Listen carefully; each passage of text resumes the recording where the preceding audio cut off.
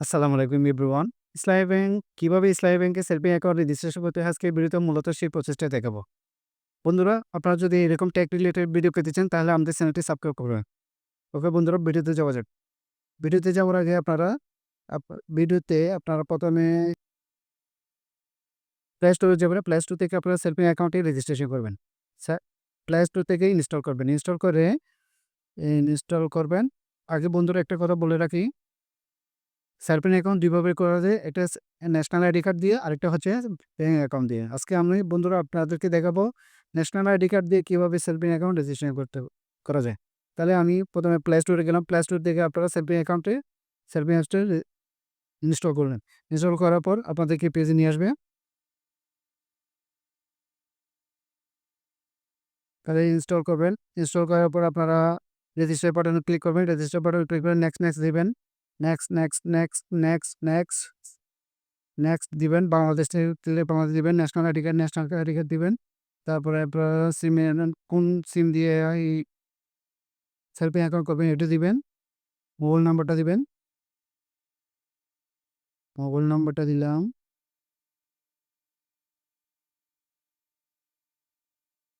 তারপর ৬ ডিজিটের একটা গোপন নাম্বার দিবেন। ৬ ডিজিটের গোপন নাম্বার দিলাম। তারপর রেজিস্টার বাটনে ক্লিক করলাম। তারপর বন্ধুরা একটু অপেক্ষার সময় নিবেন। সময় নিয়ে আপনাদের একটা কথা বলে রাখি বন্ধুরা, যে সিম দিয়া যে সিম দিয়ে আপনারা সেভিং অ্যাকাউন্ট ওপেন করবেন সেই সিমটা ওই মোবাইলে ভিতর থাকতে হবে। তাহলে আপনাদের একটা ওটিপি আসবে। ওটিপিটা আপনারা ফিল আপ হবে। অ্যালো বাটনে ক্লিক করবেন। অ্যালো বাটনে ক্লিক করে ওটিপি আসবে। ওটিপিটা সেট করবেন। তারপর সেট করার পর বন্ধুরা আপনাদেরকে একটা পেজে নিয়ে আসবে, যেটাতে national ID card front page এবং national ID card back page একটা ছবি থাকবে। প্রথমে ন্যাশনাল আইডি কার্ডের ফ্রন্ট পেজটা আপলোড করবেন। তারপর ন্যাশনাল আইডি কার্ডের ব্যাক পেজটা আপলোড করবেন। তাহলে আমরা অ্যালো দিলাম। প্রথম পেজটা আপলোড করলাম।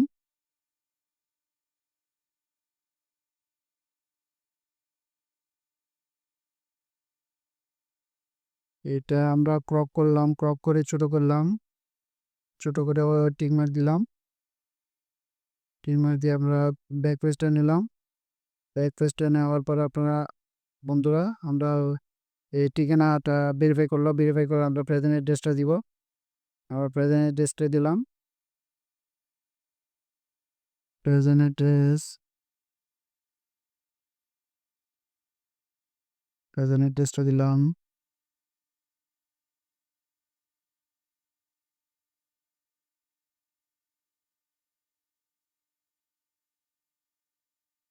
প্রেজেন্ট অ্যাড্রেস বন্ধুরা এখানে দিবেন। বন্ধুরা প্রেজেন্ট অ্যাড্রেস দিবেন। প্রেজেন্ট অ্যাড্রেস দেওয়ার পর আপনারা এখানে মেল হলে মেল দিবেন, পেমেন্ট হলে পেমেন্ট দিবেন। যেটা হবে সেটা দিবেন। তারপর আপনারা আপনাদের পেশাটা দিবেন।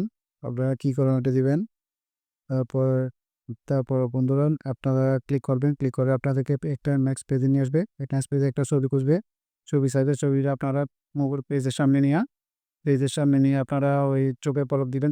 ৫-৬ বার দিলে একটা ছবি উঠবে। ছবিটা ওঠার পর আপনারা এ একটা ছবি নিলেন। ছবি একটা ক্লিক করবেন।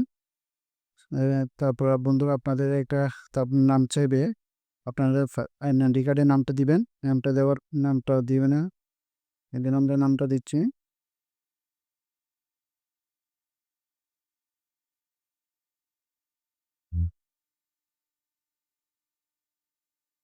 দিচ্ছে বন্ধুরা।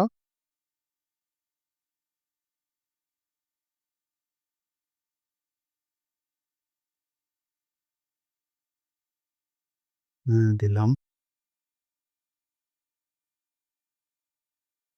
তারপর একটা রেফারেন্স ফোন নাম্বার দিবেন। ফোন নাম্বার যদি অথবা যে কোনো একটা দিবেন। তারপর বন্ধুরা আপনারা মোবাইল নাম্বারটা দিবেন। মোবাইল নাম্বারটা দিয়ে দেওয়ার পর আপনারা ওই ৬ ডিজিটের পিন নাম্বারটা দিবেন। মোবাইল নাম্বারটা দেওয়ার পর আপনারা ৬ ডিজিটের পিন নাম্বারটা দিবেন। পিন নাম্বারটা দিয়ে আপনারা লগ ইন করবেন। লগ ইন করলে বন্ধুরা আপনাদেরকে একটা পেজে নিয়ে নেক্সট পেজে নিয়ে যাবে। সেলফিন ডিসপ্লেতে নিয়ে যাবে। সেলফিন অ্যাকাউন্ট বন্ধুরা আমাদের সেলফিন অ্যাকাউন্ট হয়ে গেল। সেলফিন অ্যাকাউন্টে দেখেন আপনারা ভিতরে ঢুকতে পারবেন।